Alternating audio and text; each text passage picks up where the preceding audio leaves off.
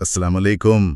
آج ہم ایک بڑے دلچسپ موضوع پر بات کر رہے ہیں، وہ یہ کہ اسماعیلی امام اپنے جانشین کا انتخاب کیسے کرتے ہیں، جی، یہ ایک بہت اہم اور منفرد پہلو ہے اسماعیلی روایت کا۔ اور اس کو سمجھنے کے لیے ہمارے پاس کچھ مواد بھی ہے۔ جی ہاں، ایک تو دی اسماعیلی یوٹیوب چینل کی ویڈیو ٹرانسکرپٹ ہے اور ایک مضمون بھی، اسماعیلی امامت، جانشینی اور نصوص۔ صحیح، تو آج ہم ان کی مدد سے ذرا گہرائی میں یہ سمجھنے کی کوشش کریں گے کہ یہ امامت نسل در نسل منتقل کیسے ہوتی ہے، خاص طور پر شیعہ اسماعیلی روایت میں، اور اس میں نص کا کیا کردار ہے۔ جی، تو بنیادی بات تو یہی ہے نا کہ ہر امام اپنی زندگی میں ہی اپنے جانشین کو نامزد کر دیتے ہیں۔ بالکل، وہ اپنی زندگی میں تعین کر دیتے ہیں، اور یہ تعین ان کی وفات کے بعد ہی لاگو ہوتا ہے۔ اچھا، اور اسی عمل کو، اسی نامزدگی کو نص کہا جاتا ہے۔ نص، ٹھیک۔ تو یہ تصور کب سے ہے؟ مطلب اس کی وضاحت کب ہوئی؟ دیکھیں، یہ تصور شیعہ اسلام کے بالکل ابتدائی دور میں ہی واضح ہونا شروع ہو گیا تھا، خاص طور پر امام محمد الباقر اور امام جعفر الصادق علیہ السلام نے اس پر بہت زور دیا۔ اچھا، ان کی تعلیمات یہ تھیں کہ جانشین کا تعین صرف اور صرف پچھلے امام کر سکتے ہیں، اور یہ کوئی عام فیصلہ نہیں ہوتا، یہ الہی ہدایت یا الہام کی بنیاد پر ہوتا ہے۔ یعنی یہ صرف خاندانی وراثت کا معاملہ نہیں ہے؟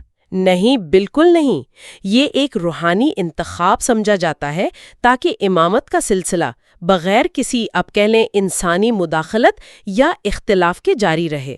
اور یہ بھی ضروری ہے کہ یہ نامزدگی واضح ہو، مطلب گواہوں کے سامنے کی جائے۔ ٹھیک، یہ تو عمل کی بات ہوئی، لیکن اس طریقے کی یعنی نص کی اتنی اہمیت کیوں ہے شیعہ روایت میں؟ اس کی جڑیں کہاں ہیں؟ دیکھیں، شیعہ عقیدے کے مطابق اس کی اصل بنیاد پیغمبر اسلام صلی اللہ علیہ وآلہ وسلم کے غدیر خم کے اعلان پر ہے۔ اچھا، غدیر خم۔ ہی پیغمبر نے اللہ کے حکم سے اپنے جانشین کا تعین کیا۔ اور وہ حضرت علی تھے؟ جی ہاں، وہ مانتے ہیں کہ قرآن کی سورت المائدہ کی آیت 67 نازل ہوئی، جس میں پیغام پہنچانے کا حکم تھا۔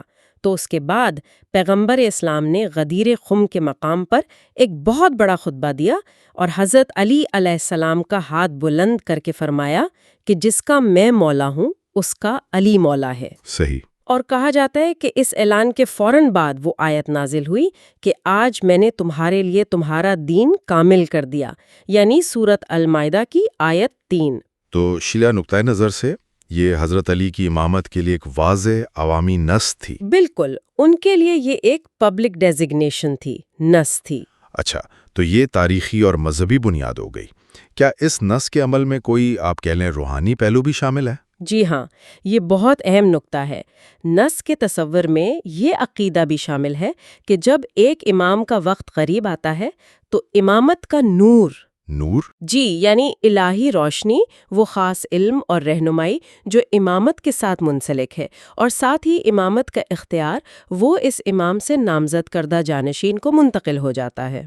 اچھا، تو یہ صرف عہدہ نہیں بلکہ ایک روحانی چیز کی منتقلی ہے۔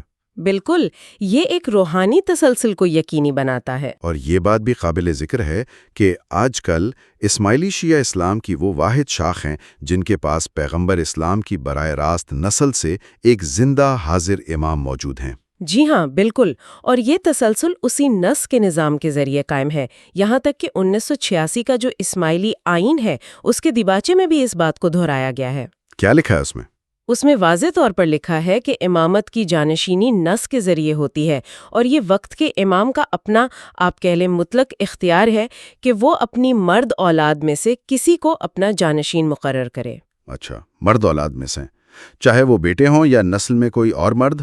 جی بالکل، بیٹے ہوں یا ان کی نسل میں کوئی اور مرد وارث، یہ امام کا اختیار ہے۔ یہاں معاملہ واقعی دلچسپ ہو جاتا ہے۔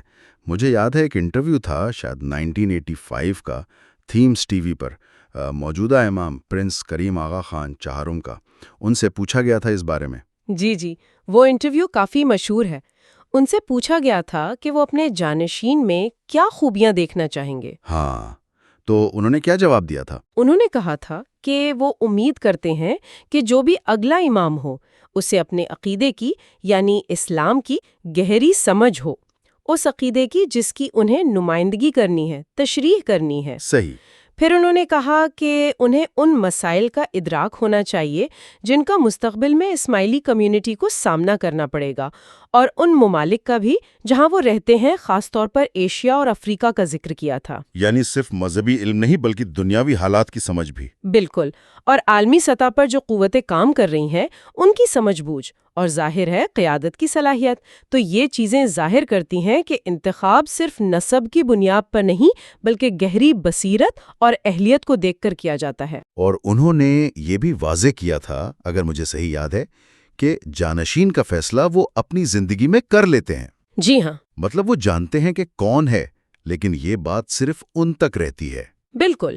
انہوں نے کہا تھا کہ یہ تعین ان کی زندگی میں ہوتا ہے، لیکن وہ شخص باقاعدہ امام ان کی وفات کے بعد ہی بنتا ہے۔ تو اگر ہم اس ساری گفتگو کا خلاصہ کریں، ہم نے دیکھا کہ اسماعیلی امامت میں جانشینی کا یہ جو نظام ہے، نس، یہ ایک بہت گہری مذہبی تاریخ رکھتا ہے، غدیر خم سے جڑا ہوا ہے، جی، اور یہ آج بھی اسی طرح قائم ہے۔ یہ صرف وراثت نہیں بلکہ ایک روحانی عمل ہے جس میں الہی ہدایت کا عنصر شامل سمجھا جاتا ہے۔ بالکل۔ اور یہاں ایک بات سوچنے کی یہ ہے کہ یہ جو امتزاج ہے، یعنی الہی الہام اور انسانی بصیرت کا، یہ 21ویں صدی میں ایک عالمی کمیونٹی کے لیے رہنما چننے کے عمل کو کیسے ممکن بناتا ہے؟ خاص طور پر جب آنے والے امام سے یہ توقع کی جاتی ہے کہ وہ نہ صرف صدیوں پرانی روایات کا محافظ ہو بلکہ مستقبل کے جو پیچیدہ چیلنجز ہیں ان سے نمٹنے کی صلاحیت بھی رکھتا ہو۔ یہ واقعی ایک بڑا سوال ہے کہ یہ منفرد نظام جدید دور کے تقاضوں کے ساتھ کیسے ہم آہنگ رہتا ہے۔ جی، یہ ایک ایسا نقطہ ہے جس پر غور کیا جا سکتا ہے۔